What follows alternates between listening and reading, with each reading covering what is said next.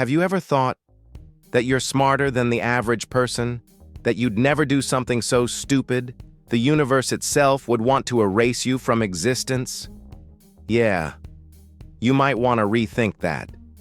In today's episode of Reddit Echoes, we're diving into 5 glorious TIFU stories that's today I ficked up, where the main characters became legends, in exactly the way no one ever wants to. From a guy who ate so much lasagna, his butthole caught fire, and his neighbor thought there was a gas explosion, to a dad who accidentally peed directly on his kitten. And the absolute masterpiece, a man who tattooed his bikini-clad mother on his chest, thinking it was art. Warning: this video contains highly unforgettable mental images. If you're eating, stop. If you're drinking, definitely stop. This is Reddit Echoes, and this is why sometimes we all wish real life came with an undo button. Story 1: I ate so much lasagna. My butthole caught fire and my neighbor heard everything. I used to think I had a stomach of steel. I believed I was the type of guy who could survive any kind of food.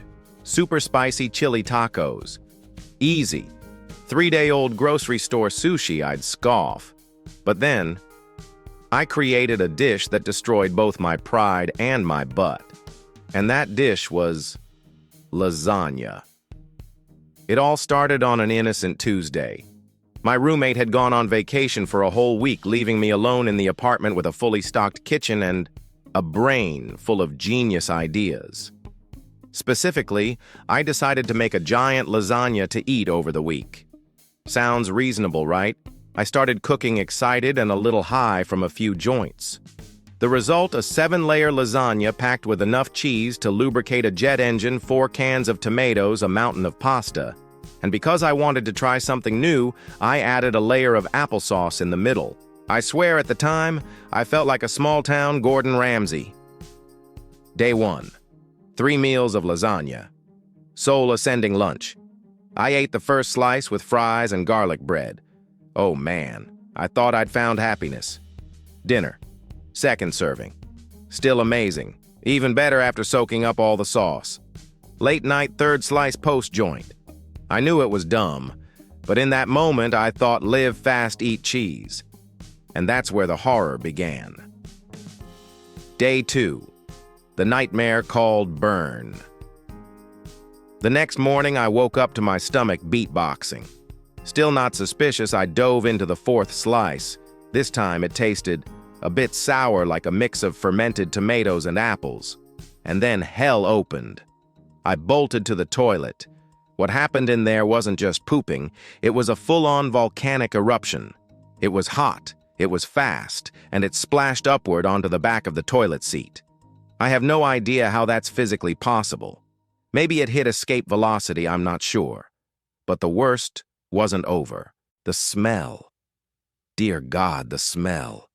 At first, nothing. It's like the universe gave me a few seconds to breathe. Then suddenly a cloud of rotting fish sauce mixed with sulfur gas wrapped around me like a curse. I gagged. I almost threw up. But I had to stay seated. The lava storm wasn't done. And then the drama hit, as I groaned, "Oh God, ah!" like I was giving birth. There was a knock on the door. "Sweetie, are you okay in there? Do you need me to call an ambulance, Linda?" My sweet old lady neighbor.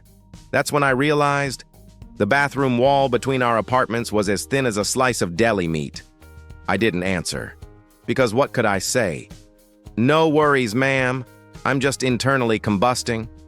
After the torture session, I tried to clean up, but every wipe felt like dragging sandpaper across a burn. I wanted to cry.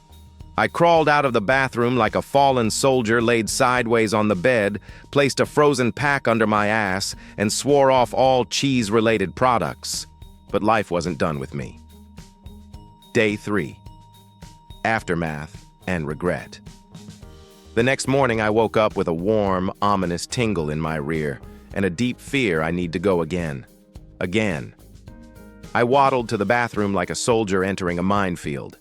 This time it didn't explode, but it leaked, slower, but sharper, like dragging a razor over my soul. I couldn't sit down after that. I worked standing up all day, set my laptop on the kitchen counter, and dangled an ice pack from my waistband like a crazy person. I swear I felt the neighbor across the balcony watching me, probably thinking, "Is that lasagna idiot still alive?" What's the moral here? Lasagna isn't a lifestyle. Don't trust creative cooking ideas while you're high. And if you're going to eat the same thing for 6 meals straight, make sure your toilet has better soundproofing than mine. That's the story of how I nuked both my digestive system and social life with one giant tray of Italian food. If you think your life sucks, remember that somewhere out there's a guy who turned himself into a living butt volcano and has an old lady neighbor to prove it with audio evidence. Thanks for listening. Now someone please ban me from ovens and cheese for the next 12 months. Story 2. I accidentally peed on my kitten and now she looks at me like I'm her first enemy. You know that feeling when life is going just fine, you're just trying to be a normal human being until the moment you accidentally pee directly on your kitten's head? No. Then let me tell you about the time I seriously facked up. My girlfriend and I had just adopted a kitten about a week ago. She was impossibly cute, the kind of endless energy that made her feel like a mini ninja on a Red Bull binge, sprinting around the house, and insanely committed to following me and my girlfriend literally everywhere, including the bathroom. That night, I was a little buzzed from a few beers. My girlfriend was in the bathroom washing her face, getting ready for bed. As for me, I felt like I was about to burst like a fire hydrant under pressure that needed to release ASAP. So I stumbled into the bathroom, squeezed past her, and started doing what men do, peeing into the toilet with full power and manly pride. Everything was totally normal, until the sound of my pee hitting the water suddenly stopped. It wasn't low water. It wasn't a clogged toilet. I looked down and my heart almost stopped. The kitten, the tiny kitten, standing in the toilet bowl, right where the pee was landing. I have no idea how she got in there so fast. But the truly horrifying part was I had been peeing on her head for at least 4 solid seconds. I screamed like I'd just found an alien in the kitchen. Oh, shh. I tried to cut off the stream, and if you're a guy, you know how painful that is. But I managed it, because there was no way I could keep watering the flowers on my kitten for another second. The poor kitten, drenched and reeking of urine, bolted like a missile out of the bathroom. My girlfriend, who had just finished washing her face, caught the entire scene in the mirror. She burst into hysterical laughter. I was panicking. The kitten was running laps around the apartment, trembling and screaming like something out of a horror movie. She shouted through tears of laughter, "Are you insane? Go get her!" I chased after the kitten like we were in some sick version of hide-and-seek, but instead of a playful game, I looked like some deranged maniac trying to grab his damp, traumatized victim. Finally, after diving under the couch like a cop tackling a suspect, I caught her. She was shaking like a leaf soaking wet, and the smell... oh God, the smell. We carried her back to the bathroom. I held her tightly in the tub while my girlfriend sprayed her down with the shower head. The kitten wailed like she was being exorcised, but deep down, I knew. There was no one to blame but me. After blow-drying her, she bolted. Didn't even look back at me. From that moment on, she's treated me like the Antichrist. Every time I walk near, she backs away. Every time I sit down, she changes direction. But the worst part. 3 nights later, I woke up at 3 a.m. to find her sitting on my chest. Not meowing, not moving, just staring straight into my face. Up close, very close. I swear to God she was staring directly into my soul, like she was deciding whether to claw my eyes out or piss on my face as revenge. My girlfriend. She won't stop telling the story every time someone comes over. It's become this family legend, like my boyfriend once peed on our kitten guys. Worse, she named the kitten Rainy as a not-so-subtle passive-aggressive reminder of my sins.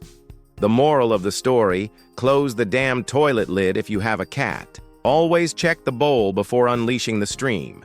And most importantly, don't do anything dumb your girlfriend can turn into a lifelong joke. because now I live with a cat who'll never forget and a girlfriend who'll never forgive. Story 3.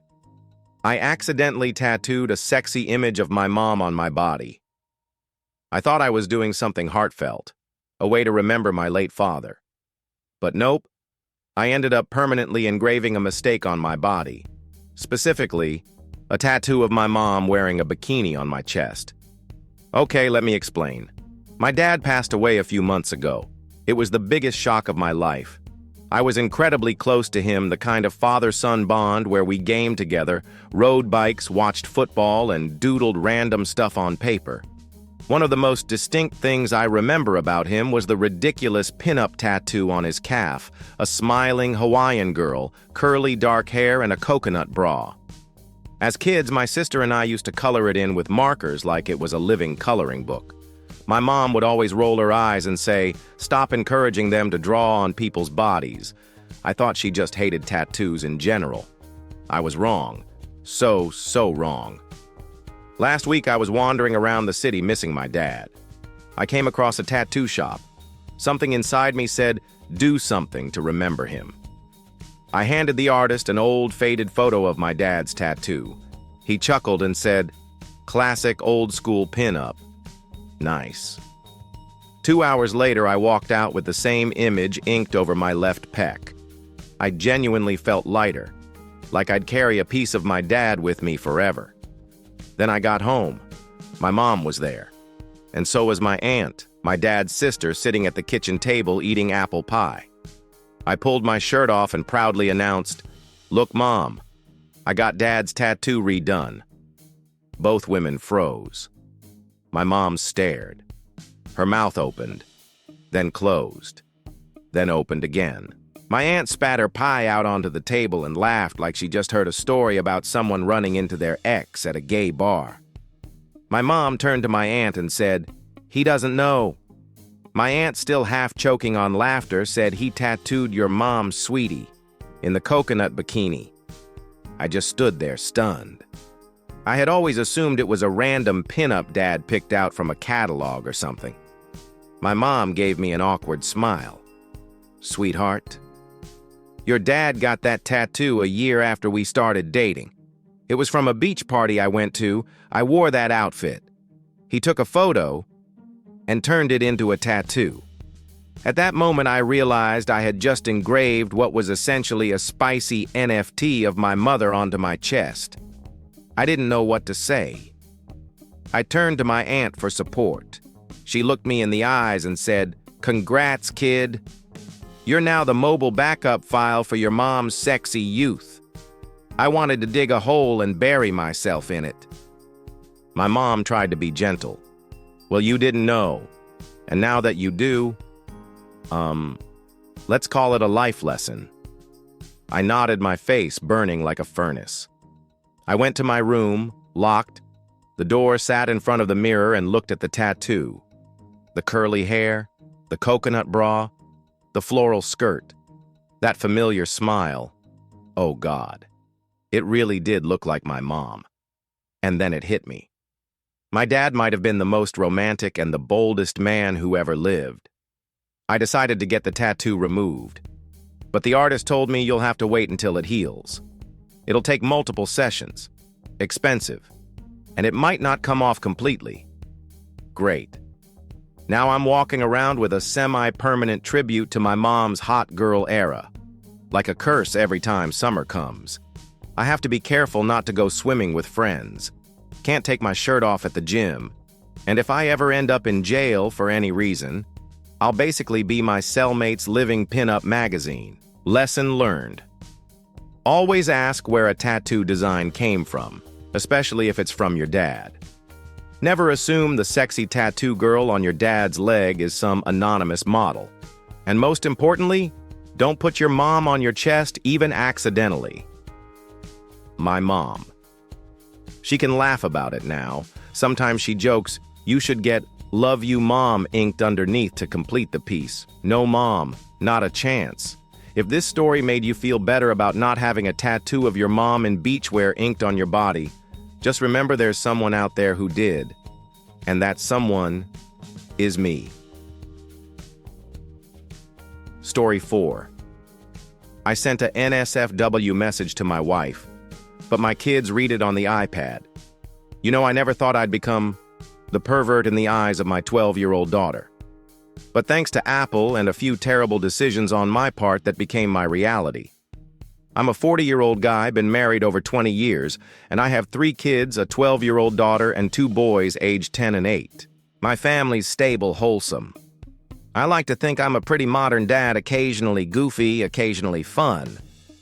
But this time, I took it a bit too far. Last week, I bought a new iPad, mostly just to mess around with iOS and read the news.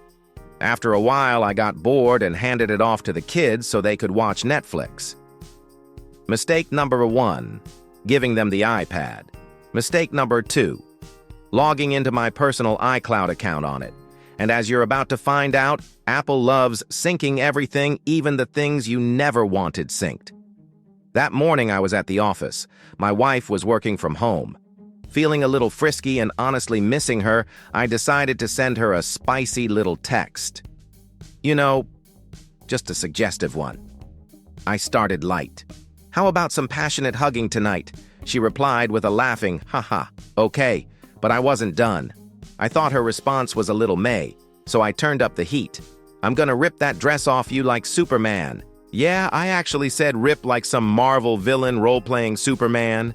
And when she replied, "You wouldn't dare," I, a fool with no brakes, sent the finishing blow. "Tonight is the night of fing and sing. You won't escape." I hit send, grinned. Thought to myself, yup, still got it. What I didn't know was that this entire exchange had just lit up the iPad my kids were using to watch My Little Pony. About 3 minutes later, my wife texted, "I just saw the kids staring at your texts." It felt like lightning struck my soul. I called her immediately. She was giggling, half pissed, half hysterical. She said, "They read everything." Then the oldest turned to the others and said, "I think Dad meant to send that to someone else. There's no way he knows words like that." I was dead inside. That afternoon, I came home. All 3 kids were sitting at the dinner table. My 12-year-old looked at me like a disappointed school counselor. My 10-year-old asked Dad, "What's passionate hugging? Is it like wrestling?" I wanted to explode. I mumbled something about Mommy and Daddy joking around and drank my orange juice without making eye contact with a single person. Later that night, I sat alone staring at the iPad. And sure enough, all my spicy messages had been synced via iMessage to that device. I had just implanted an unforgettable childhood memory into 3 young minds, possibly into the minds of their future children too if this story gets passed down. The next day, my wife couldn't stop teasing me. She told her sister told the whole family, and now here I am writing this story fully aware that by next Lunar New Year, everyone will be calling me Mr. Passionate Hugger. I don't know how much psychological damage I've done to my children. Maybe one day they'll bring this up during therapy. Maybe my daughter will use it as an excuse to opt out of sex ed class. No thanks, ma'am. My dad already taught me. More than enough. Lessons learned. Apple doesn't play around. If you use iCloud, check which devices are receiving your messages. If you have young kids, don't sext via iMessage. And if you screw up like I did, you better start building that therapy fund now. As of today, I live with the fact that my daughter avoided eye contact with me for a week straight. And my sons, they either think I'm some kind of superhero or a total freak. Anyway, thanks Reddit for giving me a place to confess. And if you're reading this right now, go unsync your iCloud.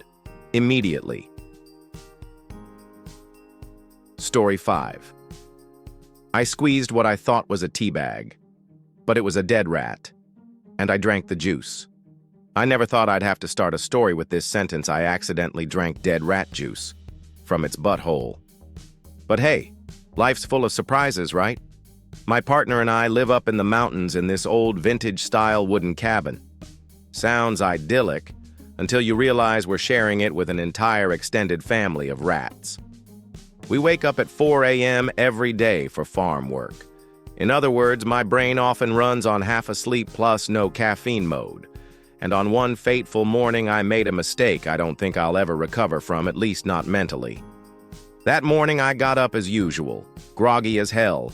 I dragged myself to the kitchen to flip on the coffee machine, which we always prep the night before, because no one's functional at 4 a.m. While waiting for the coffee to drip, I decided to do something nice, wash the dishes we left soaking overnight. And that is when I became my own worst enemy.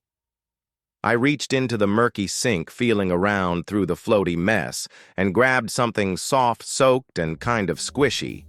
It felt like a large tea bag. And like any person who's done dishes 1,000 times, I instinctively gave it a little squeeze, to drain the water before tossing it. The moment I did that, I knew I had fucked up. The tea bag popped. Not a gentle squeeze pop. No. It exploded with a wet splurch and launched this pinkish, thick, lukewarm liquid straight up, and I unfortunately had my mouth open. I don't know why. Maybe I was yawning. Maybe I was breathing. Maybe the universe just hates me. But that liquid, oh dear reader, that liquid went in my mouth. I immediately gagged, coughed, and screamed like I'd just had acid thrown in my face. The taste was like blood with the metallic tang of old coins and a horrifying aftertaste of death mixed with shame. I turned on the light to see what the hell I just touched and instantly wished I hadn't. There, at the bottom of the sink, surrounded by limp onions and soggy noodles, was a dead rat, bloated, pale, rotting, and empty. Because I had just squeezed it like an expired ketchup packet. I had juiced a decomposing rat, and I, the village idiot, drank it like a cursed morning shot. I sprinted to the bathroom, scrubbed my mouth brushed until my gums bled, gargled salt water, hand sanitizer mouthwash, and for a split second, I seriously considered using glass cleaner. I figured if I threw up enough, maybe I could reclaim my soul. But the drama wasn't over yet. My partner walked into the kitchen and saw me slumped over the sink, pale as a ghost. She screamed, "What happened to you?" I, still shaking, whispered I drank dead rat butthole juice. I want to die. And she laughed. She laughed like she'd just walked in on a low-budget sketch comedy scene. Then she said, "You're the reason I don't trust the idea of off-grid mountain living." The rest of the day, I lived in terror. I Googled everything. Can you get rabies from drinking dead rat juice? How long does leptospirosis take to show symptoms? Is it possible to ingest rat poison through mouth? And the answer's yes, very possible. And even if not, you should still get checked because the psychological damage alone is enough to break you. I went to the doctor. After I told him the story, he paused for 5 full seconds and asked, "Have you experienced signs of PTSD?" Yet I nodded. He prescribed preventive antibiotics and suggested I see a therapist if I started dreaming about rats. Lessons learned. Don't wash dishes at 4 a.m. Always check what you're about to squeeze. And if you think your life is in shambles, remember that somewhere out there a man once juiced a decomposing rat and drank the butt juice and lived. That man is me. If this story ruined your appetite for the week, I'm sorry. If it made you laugh because it's horrifyingly over the top, then you're the exact kind of person Reddit Echoes is made for. Now, if you'll excuse me, I'm off to rinse my mouth with holy water. Thanks for listening. And that's what we've got for today. A guided tour through butthole hell betrayal by Apple and the unforgettable moment rat juice touched human lips. If you think your life's a mess, just remember, at least you didn't pee on a kitten, you didn't sip fermented rodent broth, and you're not walking around with a soft-core tattoo of your own mother on your chest. If you enjoyed this chaos, don't forget. Hit like to let me know you're just as broken as I am. Comment below which story absolutely wrecked your brain the most. Subscribe to Reddit Echoes so you don't miss the next legendary self-destruction. This is Reddit Echoes. And next time you squeeze a tea bag, make sure it doesn't have teeth.